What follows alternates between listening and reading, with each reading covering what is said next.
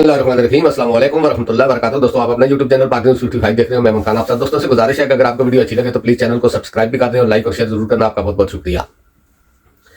आज 3-4 खबरें हैं जो बहुत ही अहम है और खास करके तहरीक इंसाफ की जो खबरें हैं, यानी कि इमरान खान और बल्ले का निशान, ये 2 खबरें तो बहुत ही इंपॉर्टेंट है। फिर इसमें एक सर्वे जो एक यानी कि नून लीगी एंकर ने सर्वे कराने की कोशिश की, उस पर थोड़ी सी बात करूंगा।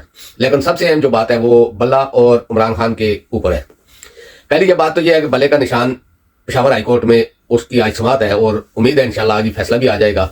यानी कि 99% तो चांस है बल्ला वापस पीटीआई को मिलेगा। लेकिन क्या पता है, क्योंकि इस वक्त जो कुछ हो रहा है वो कुछ कहा नहीं जा सकता, क्योंकि पाकिस्तान को एक दलदल में धकेल दिया गया है, यानी कि धकेला जा नहीं रहा है, धकेल दिया गया है। तो अब कोशिश ये है कि इसको और डुबोया जाए। इस पर मैं आज थोड़ी सी बात करूंगा, नवाज शरीफ के ऊपर भी और एस्टेब्लिशमेंट के ऊपर भी और अदलिया के ऊपर भी। लेकिन मेन जो बात है वो मैं आपसे करूंगा ये कि बल्ले का निशान सुप्रीम कोर्ट में भी दरख्वास्त दायर थी जो आज की तारीख थी, लेकिन सुप्रीम कोर्ट से आज उन्होंने अपनी दरख्वास्त वापस ले लिया, अपील वापस ले लिया बल्ले के निशान वाली, क्योंकि पेशावर हाईकोर्ट में मेन केस चल रहा था और उधर इतराज उठ रहे थे कि आपने अगर सुप्रीम कोर्ट में दिया हुआ है तो ठीक है, सुप्रीम कोर्ट से आप देखें तो उसके बाद कल की हम समाअत रख लेते हैं। लेकिन सुप्रीम कोर्ट से इन्होंने कल ही कह दिया था कि पेशावर हाईकोर्ट को कि हम अपनी दरख्वास्त वापस ले लेंगे, और आज उन्होंने अपनी दरख्वास्त वापस ले ली सुबह ही। तो अब पेशावर से क्या खबर आती है देखें, थोड़ी देर तक इंशाल्लाह फैसला हो जाएगा बल्ले के निशान का, फिर आगे देखते हैं क्या होता है। लेकिन दूसरी तरफ ये जो मैं क्लिप अभी अपलोड कर रहा हूं, ये काशिफ अब्बासी के प्रोग्राम का क्लिप है जो आपकी आंखें खोलने के लिए काफी है। अगर आप गौर से देखेंगे तो आपको ये क्लिप आपको माजी में भी ले जाएगा और फ्यूचर में भी ले जाएगा। यानी कि जो इनका ज़हन है, जो कुछ ये करना चाहते हैं, अभी जो लेवल प्लेइंग फील्ड मिली है इनको, यानी कि सारे केस उठ के, जितनी करप्शन की थी, चोरी की थी, सब माफ हो गए। हर किस्म के केस माफ किसने करवाए या कौन करने वाला था, ये मेरे से ज्यादा आप लोग जानते हैं। लेकिन इस क्लिप में एक छोटी सी बात जरूर है कि जहां पर भी अमेरिका का नाम आता था तो जवेद लतीफ की आवाज बंद हो जाती थी।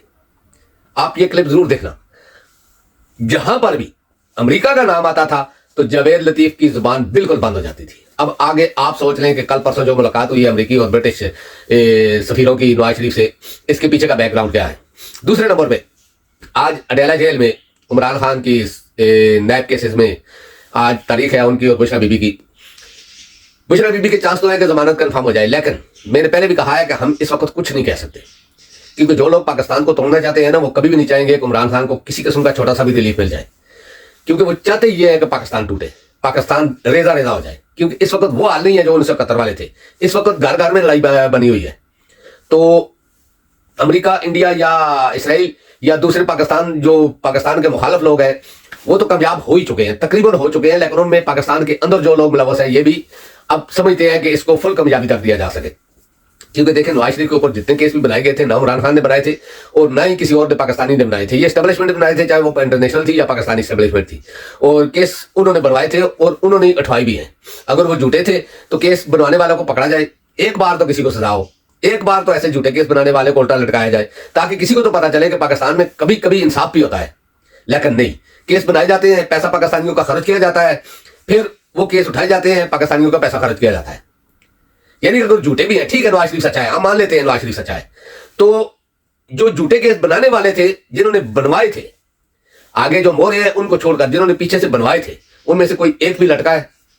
किसी एक? चलो, अगर जजों ने फैसले दिए थे, जजों की गलती तो ये होती है ना कि जजों के आगे वकला या इस तरह के या पीछे से प्रेशर होता है तो वो फैसला दे देते हैं, जिस तरह भी दे दें।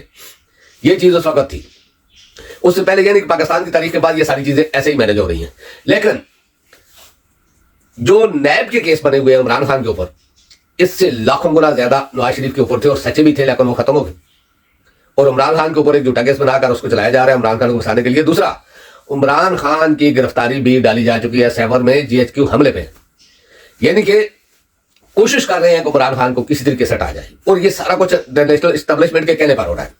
ये पाकिस्तान की एस्टेब्लिशमेंट इतनी ताकत नहीं है, ये बाहर की एस्टेब्लिशमेंट पाकिस्तान की एस्टेब्लिशमेंट को इस्तेमाल कर रही है। क्योंकि आपको पता है कि हम लोग जब मुश्किल में होते हैं तो अमेरिका के दौरे करते हैं।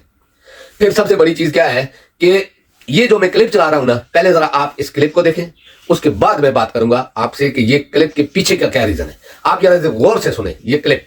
एक आखिरी सवाल का मैंने ब्रेक ले लिया, मियां साहब ने ब्रेक ले ली। मुझे बताएं, मियां साहब को हटाने की आदमी साजिश हुई थी आपने कहा? बिल्कुल बिल्कुल मैं अमेरिका ने की थी। कार्ल भुट्टो सर भुट्टो पे ना जाए सर, थोड़े मियां साहब का बताएं यार सर नहीं अमेरिका ने की थी। मियां साहब ने भी जब एटमी धमाके किए थे, पाकिस्तान को दिफा को नाकाबिले तस्वीर बनाया था, उस वक्त भी आलमी साजिश। सर मुझे ये बताएं क्या जब 2017 में मियां नवाज शरीफ को निकाला गया उस वक्त 2017 में भी नवाज शरीफ को सी पैक पाकिस्तान को देने की सजा दी गई। किसने दी? किसने दी? उन कुव्वतों ने दी। और हमारे लोग साथ शामिल थे, बहुत से महरकात जो थे। अमेरिका शामिल है उसमें, इंतकाम में अंदर हो गए, मियां साहब अमेरिका शामिल है उसमें, और नवाज शरीफ को निकाल के आज पाकिस्तान गर्दाब में फंसा हुआ है। आज भी कोई बताए ना सर क्यों नहीं निकल रहा? मेरी एक बात सुने मियां साहब, मुझे सवाल का जवाब दे दे, मैंने प्रोग्राम क्लोज कर देना यहाँ पे। मुझे बताएं कि अमेरिका शामिल है साजिश में? नवाज शरीफ को आज भी नवाज शरीफ को खुशी से नहीं कबूल कर रहा। नवाज शरीफ मजबूरी है, नवाज शरीफ के बगैर पाकिस्तान मजबूरी किसी और वजह से हो रहा। सर ये बताएं अमेरिका साजिश में शामिल है? मैंने जो कहना था आपको कह दिया। मैं आपका अभी इसी को लेता हूं। आप कहते हैं आलमी साजिश है, इसमें लोकल लोग भी मौजूद थे। अभी आपने कहा यही बात इमरान खान ने कही कि आलमी अमेरिका की साजिश है, लोकल हैंडलर है। आप दोनों की बात में फर्क क्या है? आप कहते हैं मुझे भी आलमी साजिश से निकाला, लोकल लोग थे, वो भी कहता मुझे आलमी साजिश से निकाला, मुझे लोकल लोग थे। उसमें आप कहते हैं फांसी लगा दो, अपनी बारी आप कहते हैं हम। आपने सवाल उठाया, आप टाइम दें, एक सेकंड आप इसका जवाब लें। मैं ये कहता हूं कि जो आप जैसे मेरे इंतहाई मोहतरम बात करते हैं ना कि उसको भी निकाला, उसको भी निकाला। भाई नवाज शरीफ को, जुल्फकार अली भुट्टो को निकालने की वजह यह थी कि उन्होंने पाकिस्तान के लिए सर्व किया, किसी ने एटम की बुनियाद रखी, किसी ने पाकिस्तान के दिफा को नाकाबिले तस्लीम बनाया, किसी ने सी पैक दिया। मगर आप इमरान खान का बता दें कि उसने पाकिस्तान के लिए किया क्या? रेलेवेंट इशू है कि किसी ने क्या किया। रेलेवेंट इशू है कि आपके अंदर जो लोकल है, लोकल नहीं सर आप इशू पे जाए। मैंने आपकी बात मान ली, मियां साहब ने पाकिस्तान को चीन बना दिया था, इसलिए ये हुआ। बताएं लोकल लोग कौन शामिल थे? उस वक्त काम करेंगी जब पाकिस्तान के लिए कोई बेहतरी कर रहा होगा। लोकल लोग कौन शामिल थे? पाकिस्तान मुखालिफ कुव्वतों के एजेंडे पर ही कोई काम कर रहा होगा। यही बताया क्यों कोई निकालेगा? कौन लोकल शामिल थे इस साजिश में? नवाज शरीफ को निकालने में? जी जी भाई जनरल रहील से लेके जनरल फैज, जनरल बाजवा, ये सारे शामिल थे। इसी बात पर तो इमरान खान ने यही बात जब कही थी तो आपने और वावेला मच गया था पाकिस्तान में। आज आप कह रहे हैं हमारी साजिश जनरल राइल शरीफ और जनरल फैज है और जनरल भाई मैं एक सेकंड काशिफ, आपकी मर्जी का सवाल जवाब नहीं मैं दे सकता, माफी चाहता हूं। मगर मैं ये जरूर आपको बता रहा हूं कि क्या बंदियाल से साकिब निसार तक ये सारे करैक्टर इकट्ठे नहीं थे? क्या सादक और मीन साकिब निसार ने नहीं कहा? एस्टैब्लिशमेंट की तरफ आ जाना, जिसका आप नाम ले रहे हैं। असल तो वो लोग मैनेज करते हैं इस तरफ की चीजें। मेरी बात सुनो मेरे भाई, तो आप कह रहे हैं अमेरिका के कहने पर इन लोगों ने मियां साहब को 2017 में निकाला। ये आप कह रहे हैं, मैं नहीं कह रहा, ये आप कह रहे हैं। चलो मैंने अमेरिका लगा दिया, अमेरिका ही होगा ना, अमेरिका के अलावा कौन करेगा? मेरी बात मैं नहीं कह रहा, ये आप कह रहे हैं। मैं सवाल का जवाब दे सर करना क्या मियां साहब ये बताइए, मजीद क्या करना है? भाई बात करने दो, आप कर ले। मैं सवाल छोड़ता हूँ आपके पास, आप जवाब दे दें। मैं ये कहता हूँ कि क्या चंद दिन पहले जेल के अंदर इलेक्शन कमीशन के मेंबरान गए और क्या इमरान खान साहब ने दोबारा उनको धमकाया नहीं? ये कहा नहीं? एक सेकंड यार, एक सेकंड। जब धमकाया तो क्या इलेक्शन कमीशन के मेंबरान जो हैं उनको उसके खिलाफ FIR नहीं करवानी चाहिए? सर ये तो मियां साहब ने गुजरांवाला की तकरीर में ये कहते हैं, गुजरांवाला ने ये क्लिप देख ली है, आप इसमें से चेक करें कि जावेद लतीफ क्या क्या किस किस जगह पर कह रहा है। यानी कि एस्टेब्लिशमेंट को ये लोग जब भी इनको थोड़ी सी, अभी नवाज शरीफ को सिर्फ सुप्रीम कोर्ट से ये रिलीफ मिला है कि वो इलेक्शन लड़ सकते हैं, यानी कि जो तायाद ना लिया वो खत्म हुई है, तो इनके क्योंकि ये जावेद लतीफ का, ये जुबान जावेद लतीफ की तो हो नहीं सकती, क्योंकि इसमें इतनी जरूरत है नहीं। जो आदमी अपने लिए वोट नहीं मांग सकता अपने हल्के में जाकर, वो इतनी बड़ी बात कभी भी नहीं कर सकता। क्योंकि राइल शरीफ, जनरल बाजवा और फैज हमीद का तो इसने खुलेआम नाम दे दिया और जजों के नाम भी सरेआम ले लिए। ये मरियम और नवाज शरीफ की जुबान बोल रहा है, यानी कि एस्टेब्लिशमेंट के साथ पंगा इन्होंने अभी शुरू कर दिया है। ये क्लिप पूरी दुनिया में वायरल हो रहा है।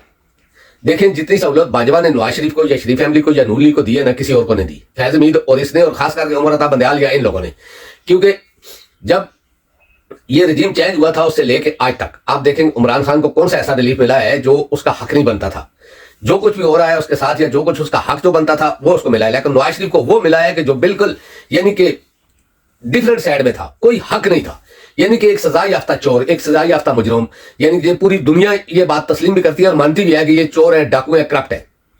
तो उस शख्स को जो अपने यानी कि मुखालफ अपने जो इसके ऊपर चार्ज लगे हैं उसमें से एक इतनी सी चीज भी पेश न कर सका हो, जो इसके साथ थे इतनी सी चीज भी पेश न कर सका हो, तो उस शख्स को आप बोले कि वो आदमी सादक को अमीन है, ऐसा तो हो नहीं सकता। लेकिन सजा याफ्ता तो है, सजा भी उसकी थी, सारा कुछ था। लेकिन दूसरी साइड में इमरान खान है जिसके ऊपर झूठे से झूठे केस बनाए जा रहे हैं, क्योंकि हमारी एस्टेब्लिशमेंट इसी तरह खेलती है पाकिस्तान के साथ। जो उसकी मर्जी का नहीं होता या इंटरनेशनल एस्टेब्लिशमेंट जो उनकी मर्जी का नहीं होता उसको वो हटा देते हैं और जो मर्जी का होता है उसको ले आते हैं।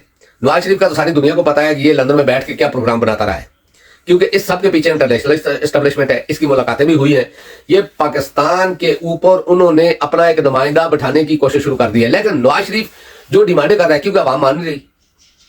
पता है क्या, ये आने से पहले इसने पूरे एग्रीमेंट किया था सब जगह पर। इमरान खान ने जो कुछ सबको जितना भी बताया था सब सच हो रहा है, हर चीज सच हो रही है। अदलिया इसके केस खत्म करेगी, एस्टेब्लिशमेंट इसकी केस खत्म करवाएगी, ये बरी होगा, हर चीज में इलेक्शन लड़ेगा और मेरे को जेल में डाला जाएगा। ये बात भी सब सच। यानी कि काजी फाइज ईसा ने आकर सबसे पहला जो अपने लिए एक गड़ा खोदा वो इसको एल करके, क्योंकि फाइज ईसा का रिकॉर्ड था।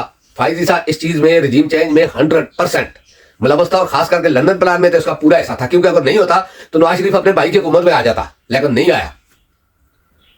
इंतजार करता रहा कि कब उमर अता बंदयाल जाए और फाइज ईसा आए। ये पूरा एक एग्रीमेंट तैयार था, पहले का पूरा एग्रीमेंट, यानी कि हर चीज कुरान पे हाथ रख के की हुई थी कि मैं ये करूंगा, मैं ये करूंगा, मैं ये करूंगा। ये चीजें तो सच साबित हो गई।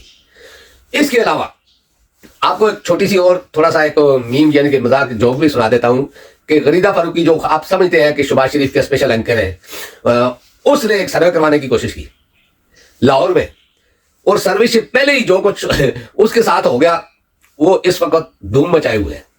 यानी कि सर्वे से पहले वो लोगों को अपने कुछ लोगों को इकट्ठा करके, अपने जो खास नून लीग के खास लोग हैं इकट्ठा करके उनसे कह रही है कि मैं आपसे सवाल करूंगी तो आप ये जवाब देना, और वो बात पीछे से कोई और रिकॉर्ड कर रहा है, और रिकॉर्ड करने के साथ ही उसने पूरी दुनिया में वो फैला दी है। गरीदा फारूकी का सर्वे क्या, गरीदा फारूकी खुद भी बढ़ गई है। वो लाहौर में सर्वे करवा रही है जहां पर नवाज शरीफ एक जलसा नहीं कर सकता, तो वो कह रही है कि नून लीग बहुत पॉपुलर है। पहले भी उसने कहा था कि पूरे लाहौर में नून लीग आगे है, तरीके साहब पीछे है, लेकिन पूरे लाहौर में ये सीटें ढूंढते ढूंढते उन्होंने 3 हफ्ते लगा दिए थे कि कौन सी सीट हमारे लिए सेफ है। तो गरीदा फारूकी का सर्वे तो आने से पहले ही यानी कि सर्वर हो गया। दूसरी साइड में हमारा एक पाकिस्तान के टीवी के एंकर हैं हबीब अकरम साहब, उन्होंने एक सर्वे करवाया है एबटाबाद मनसेरा हरिपुर का, तो उन्होंने बता दिया है सारा कुछ। सर्वे में आप देख लें तकरीबन 50 से 60 के दरमियान तरीके इंसाफ है, और नवाज शरीफ तो आई उधर तीसरे चौथे नंबर पर रही है।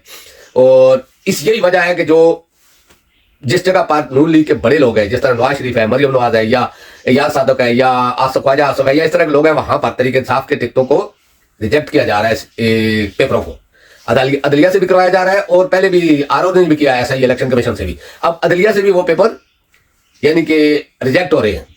जो इस वक्त टर्मिनल बना हुआ है ट्रेवल, उस पे वो पेपर रिजेक्ट हो रहे हैं। वजह यही है कि इनके मुकाबले में कोई ना आए, लेकिन अगर तरीके इंसाफ का कोई नामी आदमी, आम आदमी उस जगह पे खड़ा हो गया ना, इनका जीतना बहुत मुश्किल है। तो दोस्तों अब तक के लिए इतना ही। इंशाल्लाह भले का निशान आएगा तो फिर आपसे दोबारा बात करूंगा इंशाल्लाह। ये इस वक्त तक की जो खबरें हैं, इस वक्त तक तकरीबन इस वक्त पाकिस्तान टाइम के मुताबिक 11:36 हुए हैं। इंशाल्लाह जब आगे वाला व्लॉग करूंगा तो फिर आपको भले के निशान की और दूसरी भी अपडेट दूंगा। अल्लाह पाक आप सबको अपनी ज़बान में रखे। अल्लाह हाफिज़। अस्सलाम वालेकुम व रहमतुल्लाहि व बरकातुहू।